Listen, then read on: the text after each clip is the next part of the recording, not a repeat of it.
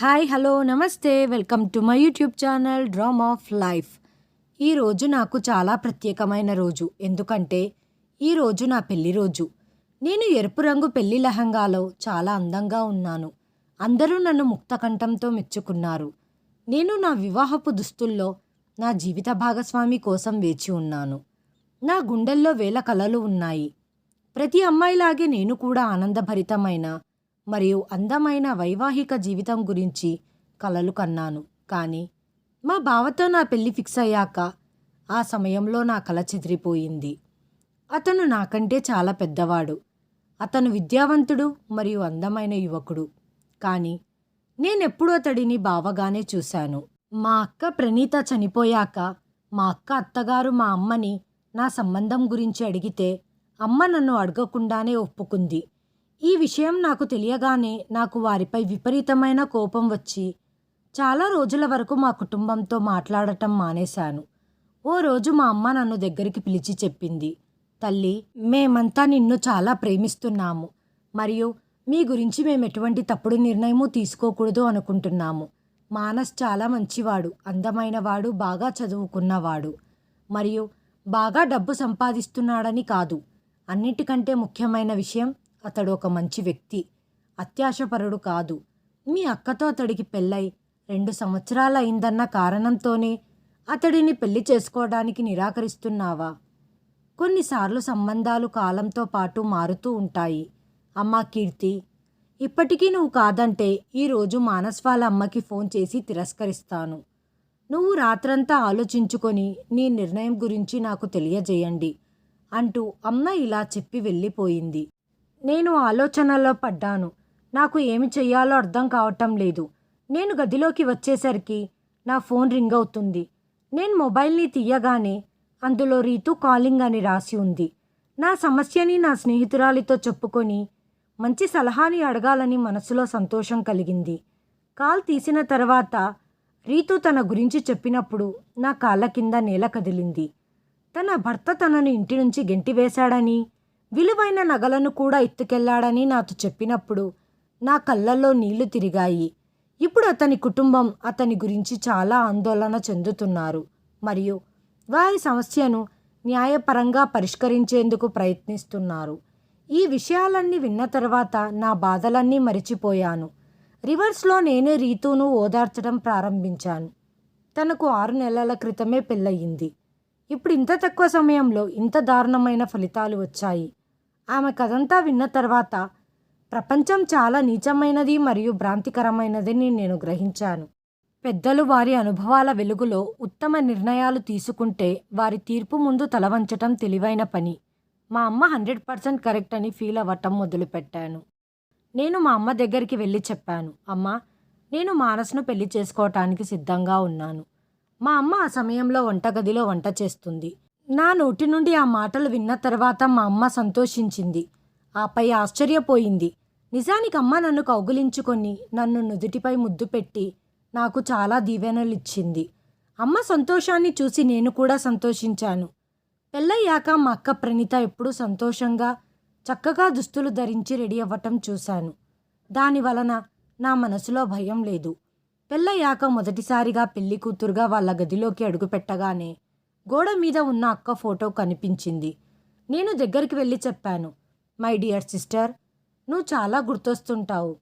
Miss you so much. నువ్వు చాలా త్వరగా ఈ ప్రపంచంలో నుండి వెళ్ళిపోయావు. నీ సంతోషమంతా నాకు అర్పించడానికే నువ్వు ఈ లోకంలోకి వచ్చావని నాకు అనిపిస్తుంది. ఇలా చెబుతూ వచ్చి అక్క ఫోటోను ప్రేమగా చూస్తూ అలంకరించిన మంచం మీద కూర్చున్నాను. ఇప్పుడు నేను మానస్ కోసం ఎదురు చూస్తున్నాను. రాబోయే అందమైన క్షణాల గురించి ఆలోచిస్తూ సిగ్గుతో ముడుచుకుపోయాను. అదే సమయంలో డోర్ గొల్లెం తీస్తున్న శబ్దం వినిపించింది. కిందికి చూసేసరికి మానస్ లోపలికి వచ్చి డోర్ మూసేశాడు. మానస్ మంచం దగ్గరికి వచ్చాడు మరియు ఎలాగైతే లోపలికి వచ్చాడో మౌనంగా అదే దారిలో వెనక్కి వెళ్ళాడు.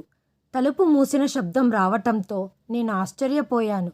ముఖానికి కప్పి ఉన్న దుపటాను తీసివేసి చూడగా ఎదురుగా ఉన్న మా అక్క ఫోటో దాని స్థానంలో కనిపించకుండా పోయింది. కాసేపు అక్కడే కూర్చున్నాను. ఏం చెయ్యాలో తోచలేదు. మానస్ సంవత్సరం దాటినా భార్య మరణ వేదన మర్చిపోలేకపోతున్నాడని నేను అర్థం చేసుకోవాలా? ఆ సమయంలో తను నాతో ఉండాల్సింది అని ఏదో ఆలోచిస్తూ నేను నా స్థానంలో నుండి లేచి అతన్ని అనుసరించాను. అతనికి కొన్ని ఓదార్పు మాటలు చెబుతూ అతని మనసుని మార్చాలి అనుకున్నాను. తద్వారా మేము ఒకరి గురించి ఒకరు మాట్లాడుకోవచ్చు అనుకుంటూ నేను గది నుండి బయటికి వచ్చి మానస్ వెళ్ళిన అదే గదికి వెళ్ళాను. కానీ ఆ గది మూసివేసి ఉంది. నేను ఆశ్చర్యపోయాను. నా బరువైన బట్టల వల్ల నేను ఇబ్బంది పడటం మొదలుపెట్టాను.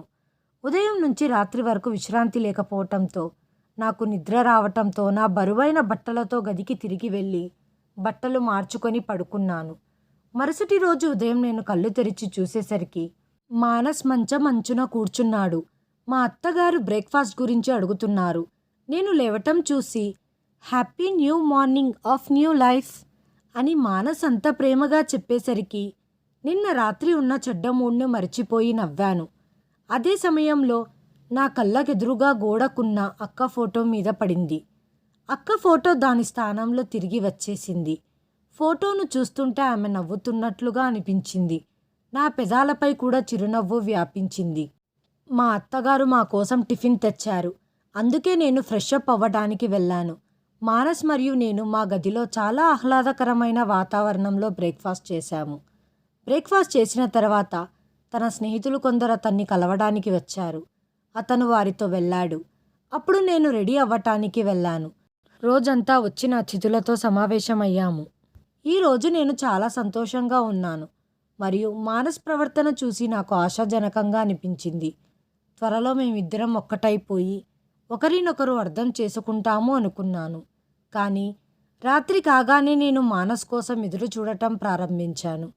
నేను చాలా నిరాశకు గురయ్యాను. ఎందుకంటే నిన్న రాత్రి మాదిరిగానే మానస్ గదిలోకి వచ్చి అక్క ఫోటోను తీసుకొని మరొక గదిలోకి వెళ్ళాడు. నేను కూర్చొని అతని వైపు ఆసక్తిగా చూడటం మొదలుపెట్టాను. నాకు వారి పట్ల జాలి కలిగింది. అదే సమయంలో తనను మర్చిపోలేనంతగా ప్రేమించే భర్తను పొందిన అక్క అదృష్టాన్ని చూసి నేను కూడా అసూయపడ్డాను. నేను రూమ్లో నుంచి బయటికి వచ్చేసరికి మానస్ అప్పటికే వేరే రూమ్కి వెళ్ళి డోర్ క్లోజ్ చేసుకున్నాడు. నేను అక్కడే నిలబడి ఉన్నాను.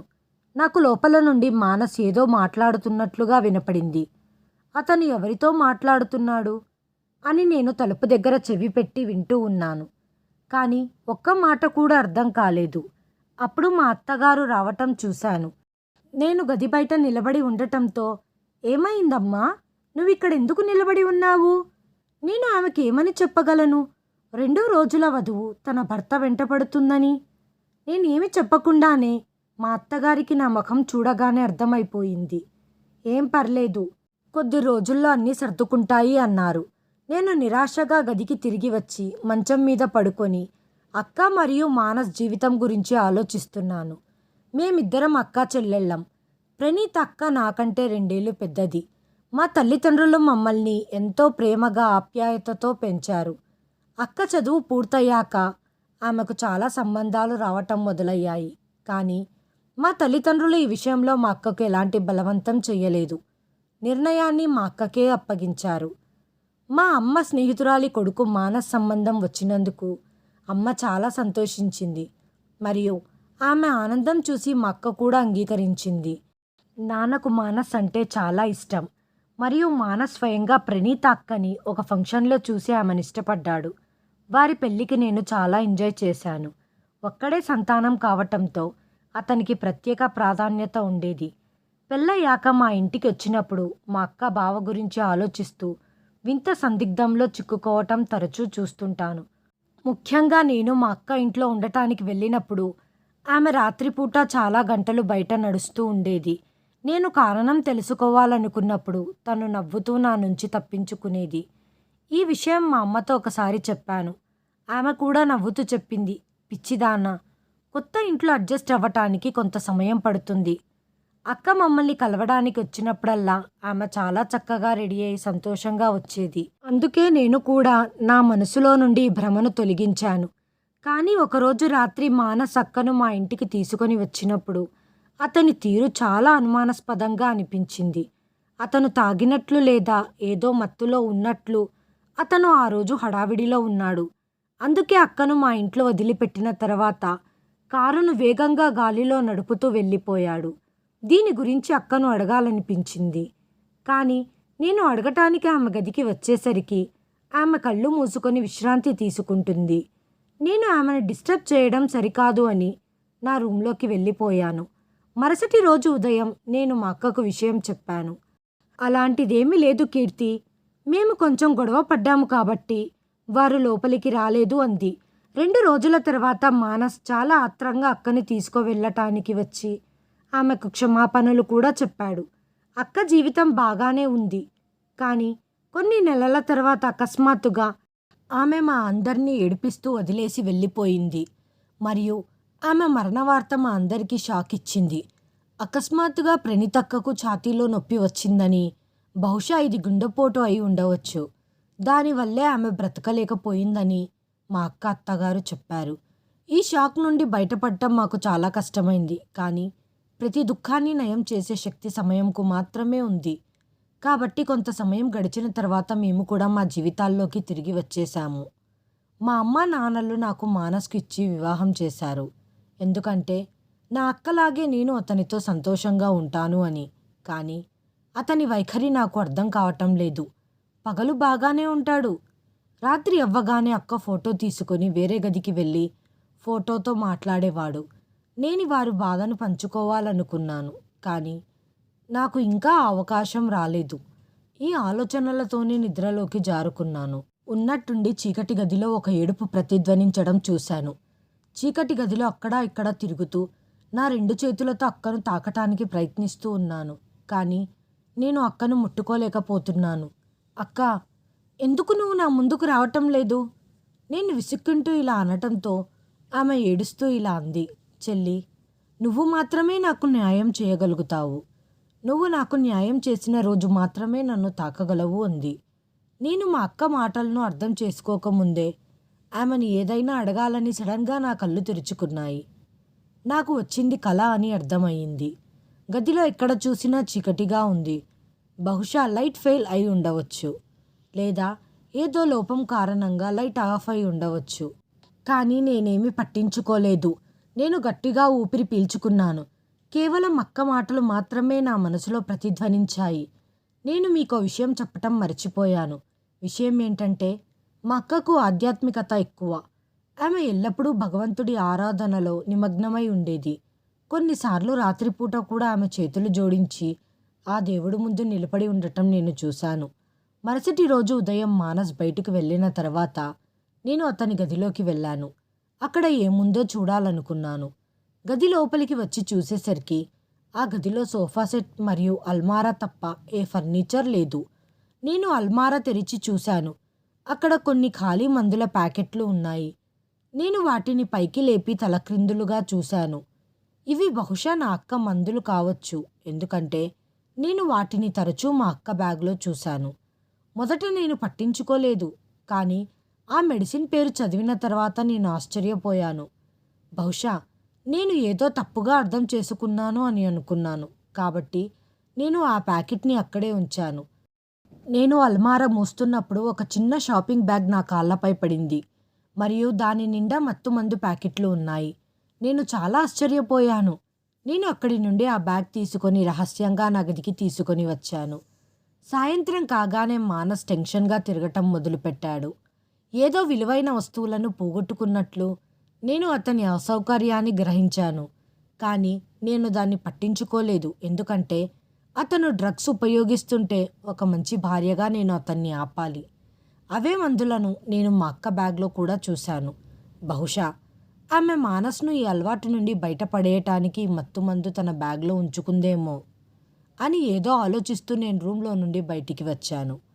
మానస్కి ఇష్టమైన వంటకం బటర్ పన్నీర్. అందుకే నేను చేయటానికి కిచెన్లోకి వెళ్ళాను. ఎందుకంటే మనిషి హృదయానికి మార్గం అతని కడుపు ద్వారా ఉంటుందని నేను విన్నాను. కాబట్టి నేను ఈ మాటల్ని ఫాలో అవుతూ పన్నీర్ చేశాను. అక్క కూడా మానస్కి ఇష్టమైన వంటకం చేసి సంతోషపెట్టేదని నాకు చెప్పింది. వంట పూర్తయిన తర్వాత నేను టేబుల్ సెట్ చేశాను మరియు మేము తినటం ప్రారంభించాము. మానస్కి ఫుడ్ బాగా నచ్చింది. బాగా తింటూ నన్ను కూడా మెచ్చుకున్నాడు. అతను నా వైపు ప్రేమగా చూస్తూ, ఇంత రుచికరమైన భోజనం వండినందుకు నీకు బహుమతి కావాలా అన్నాడు. సడన్గా మానస్ నుంచి ఊహించని ప్రశ్నకు నేను అతని వైపు ఆశ్చర్యకరంగా చూశాను. ప్రశ్న కంటే ఆయన అడిగే విధానం ప్రత్యేకంగా ఉంది. మా అత్తగారి ముందు ఎలా సమాధానం చెప్పాలో నాకు అర్థం కాలేదు. అందుకే మౌనంగా ఉండిపోయాను. మరోసారి మానస్ తన ప్రశ్నను వింతగా రిపీట్ చేశాడు. అత్తగారు నన్ను త్వరగా ఏదో పని మీద వంటగదికి పంపారు.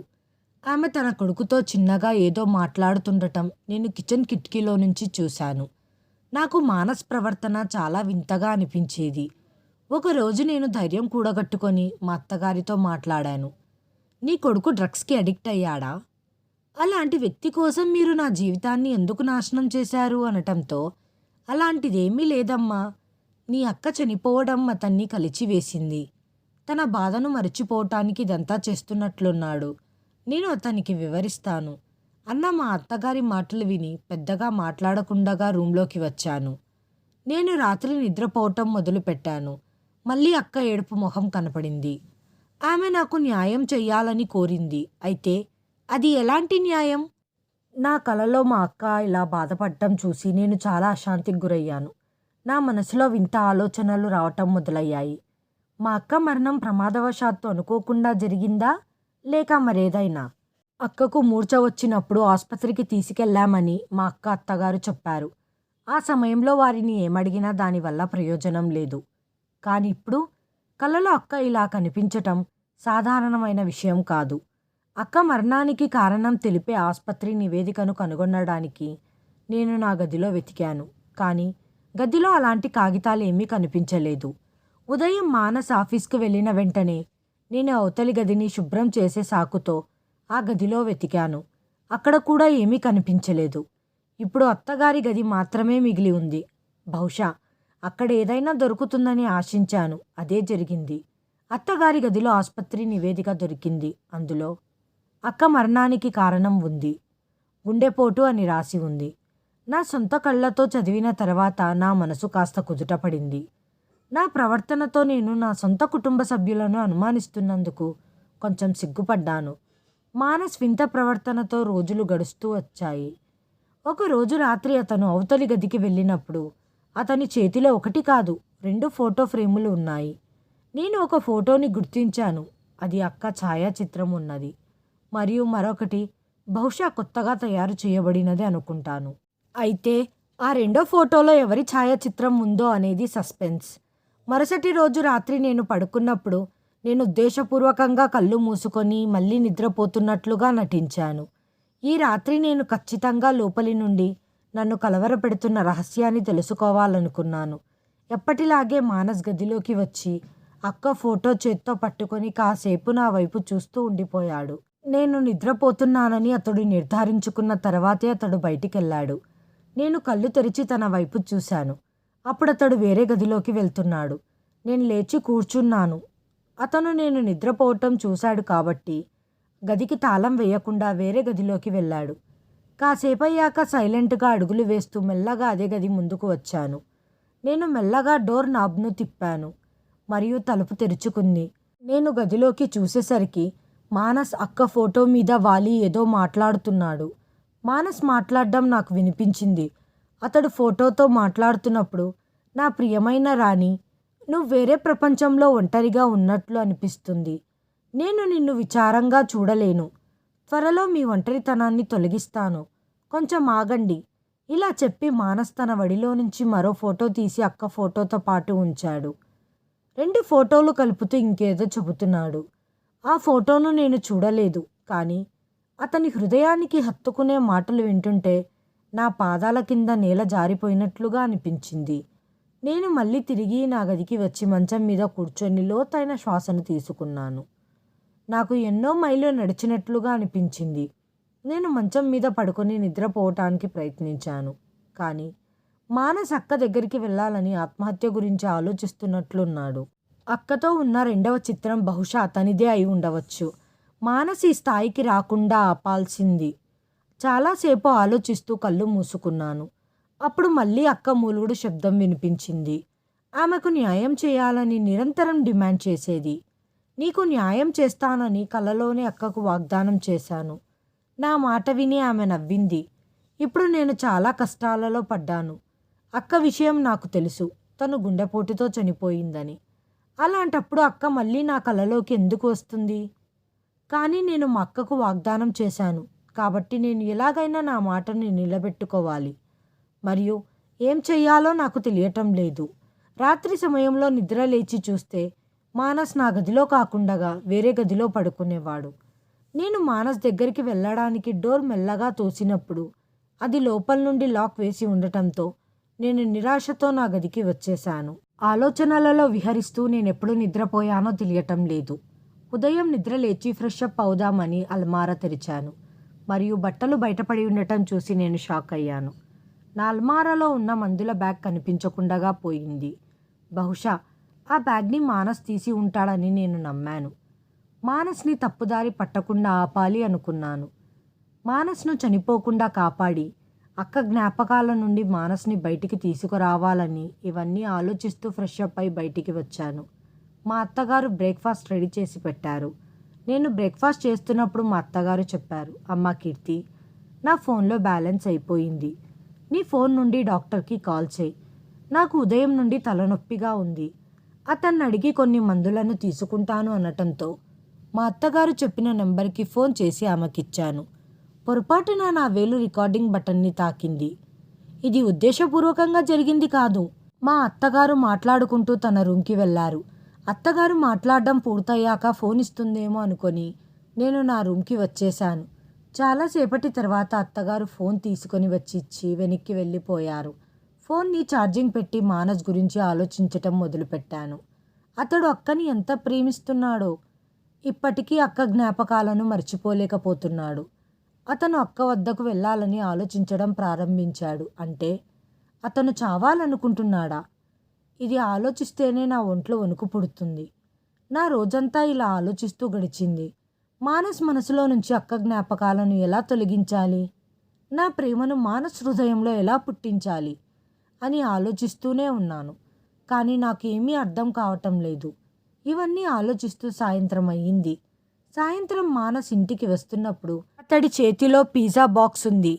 మానస్ రూమ్లోకి వచ్చి, కీర్తి, నీ కోసం ఈ పిజ్జాను తెచ్చాను. నీకు పిజ్జా ఇష్టమా? నేను సంతోషంగా, అవును మానస్, నాకు పిజ్జా అంటే చాలా ఇష్టమని అనటంతో మానస్ ముఖంలో ఒక వింత నవ్వు కనిపించింది. అలా ఎందుకు నవ్వాడో అర్థం కాలేదు. సరే అయితే ఈ పిజ్జా తీసుకొని తిను అంటూ మానస్ నా వైపు పిజ్జా పెట్టాడు. బయట నుండి అత్తగారు మానస్ని పిలిచారు. మానస్ నాకు పిజ్జా బాక్స్ ఇచ్చి, త్వరగా తినండి లేకపోతే ఇది చల్లారిపోతుందని చెప్పి మానస్ బయటికి వెళ్ళాడు. నాకిష్టమైన సీరియల్ చూస్తూ నేను పిజ్జా తినాలని అనుకున్నాను. ఈ ఉద్దేశంతోనే నేను ఫోన్ తీసుకొని మిస్ అయిన ఎపిసోడ్ రికార్డింగ్స్ వినడానికి ఫోన్ రికార్డర్ ఓపెన్ చేశాను. మా అత్తగారు డాక్టర్తో మాట్లాడిన రికార్డింగ్ మొదట ఉండటంతో మా అత్తగారు డాక్టర్తో ఎందుకంతసేపు మాట్లాడారు అని నా మనసులో ఆలోచన వచ్చింది. ఆమె తలనొప్పిగా ఉంది, మందులు మాత్రమే అడగాలి అంది. కానీ మందులు అడగటానికి ఇంతసేపు మాట్లాడాల్సిన అవసరం ఏముంది? వద్దనుకుంటూనే నేను ఆ రికార్డింగ్ని తెరిచాను. ఇక ఆ రికార్డింగ్ విన్నాక నా శరీరంలో ప్రాణం లేదు. అప్పుడే పడిపోతానేమో అనిపించింది. నాకు ఆలోచించి అర్థం చేసుకునే శక్తి లేకుండా పోయింది. డాక్టర్ గారు, మీరిచ్చే మందులు నా కొడుక్కి ఏమాత్రం ఉపయోగపడటం లేదు. మీరే కదా చెప్పింది అతనికి రెండో పెళ్లి చేయమని. అతనికి రెండో పెళ్లి చేస్తే తన పరిస్థితి మెరుగుపడుతుందని చెప్పారు. కానీ అతనిలో ఏ మార్పు రావటం లేదు. మొదటి భార్యను చంపిన తర్వాత ఇప్పుడు రెండో భార్యను కూడా చంపుదామని ప్లాన్ చేస్తున్నాడు. ఇప్పటి వరకు నేను మీకు ఎన్ని డబ్బులు ఇచ్చానో నాకే తెలియదు. మీరిప్పుడు నేను ఇచ్చిన డబ్బంతా తిరిగిచ్చేయండి. మీ ట్రీట్మెంట్ వల్ల నా కొడుకులో ఎటువంటి మార్పు లేదు. మా అత్తగారి మాటలు విని డాక్టర్ గారు గట్టిగా నవ్వుతూ అన్నాడు, చూడండి, మీ కొడుకు మెంటల్ పేషెంట్, డ్రగ్స్కి అడిక్ట్ అయిన వ్యక్తి. అతన్ని మార్చాలనే ఆలోచనతో మీ కోడలు అతని కోపానికి గురై ప్రాణం కోల్పోవాల్సి వచ్చింది. అతడికి ఆ మత్తు పదార్థం అందుబాటులో లేకపోతే మృగంలా మారి వారిపై ఎదురుదాడి చేస్తాడు. ఇలాగే మీ పెద్ద కోడలు ఆ మత్తు పదార్థాన్ని దాచి ఉంచటం వల్ల అతడు సహనం కోల్పోయి ఆవిడ మీద దాడి చేసి చంపేశాడు. దాన్ని హార్ట్అటాక్గా చిత్రీకరించడానికి చాలా కష్టపడాల్సి వచ్చింది. పైగా అతను మానసిక సమస్యలతో బాధపడుతుండటం వల్ల అతను ఉదయం ఒక రకంగా రాత్రి ఇంకో రకంగా వ్యవహరించేవాడు. అతన్ని కాపాడాలనే ప్రయత్నంతోనే అతనికి తన భార్య చెల్లినిచ్చి వివాహం చేపించమని చెప్పాను. ఒకవేళ నిజం తెలిసినా తన కాపురం నిలబెట్టుకోవటానికి తన భర్త తప్పును క్షమించవచ్చు. కానీ ఇవేమీ ఆలోచించకుండగా అతడు తన రెండో భార్యను కూడా హత్య చేయటానికి ప్రయత్నిస్తున్నాడు అంటే అతని పరిస్థితి మరింత దిగజారిపోతుందని అర్థమవుతుంది. కాబట్టి అతను బాగుపడటానికి కాస్త టైం పడుతుంది. ఇక డబ్బు విషయమైతే నేను ఒక్క పైసా కూడా తిరిగి ఇవ్వలేను. మీరు రిక్వెస్ట్ చేయడం వల్లనే మీ మొదటి కోడలు గుండెపోటుతో చనిపోయిందని ఫేక్ రిపోర్ట్ను తయారు చేశాను. నేను మీ కొడుకు మరియు మీ యొక్క ఈ చీకటి నిజం గురించి పోలీసులకు ఫిర్యాదు చేస్తే జీవితాంతం జైల్లో ఉండాల్సి ఉంటుంది. మీరు రేపు నా వద్దకు రండి. నేను మందులు మార్చి ఇస్తాను. క్రమంగా అతనిలో మార్పును చూడగలుగుతారు. మరియు వస్తున్నప్పుడు నా ఫీజు ఖచ్చితంగా తీసుకొని రావాలి అంటూ ఆ డాక్టర్ ఫోన్ డిస్కనెక్ట్ చేశారు. ఆ డాక్టర్ గారి మాటలు విన్న తర్వాత నేను షాక్లో కూర్చుండిపోయాను. అంటే మా అక్క గుండెపోటుతో చనిపోలేదా? నా అక్క ఈ కారణం చేత చంపబడిందా? అతనిపై ఎవ్వరికీ అనుమానం కలగకుండా ఉండటానికి అక్కను మిస్ అవుతున్నట్లుగా, చచ్చిపోతానన్నట్లుగా నాటకం ఆడటం మొదలుపెట్టాడు. నన్ను నమ్మించటానికి అతను రోజు అక్క ఫోటోను గదిలోకి తీసుకొని వెళ్తున్నాడు. అంటే నిన్న రాత్రి మానస్ దగ్గర ఉన్న రెండో ఫోటో అతనిదే అన్నమాట. అందుకే నా సోదరి రోజు నా కల్లోకి వచ్చి నాకు న్యాయం చేయమని వేడుకుంటుంది. మా అక్కకు జరిగిన అన్యాయం తలుచుకుంటూ నేను విపరీతంగా ఏడవటం ప్రారంభించాను. నాకు కాస్త స్పృహ వచ్చిన తర్వాత అన్నింటికన్నా ముందుగా నేను లేచి నా గది తలుపులను వేసుకున్నాను. ఈ పిజ్జాను తినిపించి మానస్ నన్ను చంపాలనుకుంటున్నాడని నాకు అర్థమైంది. ఖచ్చితంగా పిజ్జాలో ఏదో కలిపే ఉంటాడు. నేను పిజ్జా బాక్స్ని ఒకవైపు ఉంచి త్వరగా మా నాన్నకు ఫోన్ చేసి జరిగిందంతా మా నాన్నకు చెప్పాను. కానీ మా నాన్న మాత్రం నేను చెప్పేది నమ్మలేకపోతున్నారు. కానీ చివరికి వాళ్ళు నా మాటల్ని నమ్మాల్సి వచ్చింది. అమ్మా కీర్తి, నువ్వు భయపడకు. సాధ్యమైనంత త్వరగా పోలీసులకు ఫోన్ చేయి. అంతలోగా నేను కూడా అక్కడికి చేరుకుంటాను అన్నారు. నేను త్వరగా పోలీసులకు ఫోన్ చేసి నా ఇంటి అడ్రస్ చెప్పాను. కొంతసేపటికి పోలీసులు మా ఇంటికి చేరుకున్నారు. ఇంకోవైపు నేను పిజ్జా తిని చచ్చిపోయి ఉంటానని అనుకుంటూ సంతోషంగా హాల్లో తిరుగుతూ ఉన్నాడు. అయితే పోలీసులను చూడగానే అతనికి స్పృహ కోల్పోయినట్లుగా అనిపించింది. పోలీసులు వచ్చిన వెంటనే వారు మా అత్తగారిని మరియు మానస్ని అరెస్ట్ చేశారు. మా అత్తగారు మరియు మానస్ వారు నిర్దోషులమని సమర్థిస్తూనే ఉన్నారు. కానీ నా ఫోన్లో మా అత్తగారు మరియు ఆ వైద్యుడు మాట్లాడిన రికార్డింగ్ ఉంది. ఈ రికార్డింగ్ వారిని దోషులుగా నిరూపించటానికి సరిపోతుంది. ఆ ఇంటి నుండి నా అక్క జ్ఞాపకాలను మరియు కొన్ని వస్తువులను సేకరించి ఆ ఇంటి నుండి నా తల్లిదండ్రుల ఇంటికి శాశ్వతంగా వచ్చేశాను. నేను అక్క ఫోటోను నా చేతిలో పట్టుకున్నప్పుడు ఆ మృగం నుండి నాకు మరియు మా అక్కకు న్యాయం జరిగిందని మా అక్క నవ్వుతున్నట్లు అనిపించింది. నేను మానస్తో చట్టబద్ధంగా విడాకులు తీసుకున్నాను మరియు ఇప్పుడు నేను నా జీవితంలో ముందుకు సాగాను. ఇప్పుడు అసంపూర్తిగా ఉన్న నా చదువు పూర్తి చేసి మంచి ఉద్యోగం చేస్తున్నాను. నా తల్లిదండ్రులు నన్ను హృదయపూర్వకంగా అంగీకరించారు. విడాకులు తీసుకున్న కూతుర్ని ఎంతకాలం ఇంట్లో ఉంచుకుంటావని అన్న ప్రజల మాటల గురించి పట్టించుకోలేదు. ఎవరెన్ని అన్నా అమ్మా నాన్న ఎవరి మాట వినలేదు.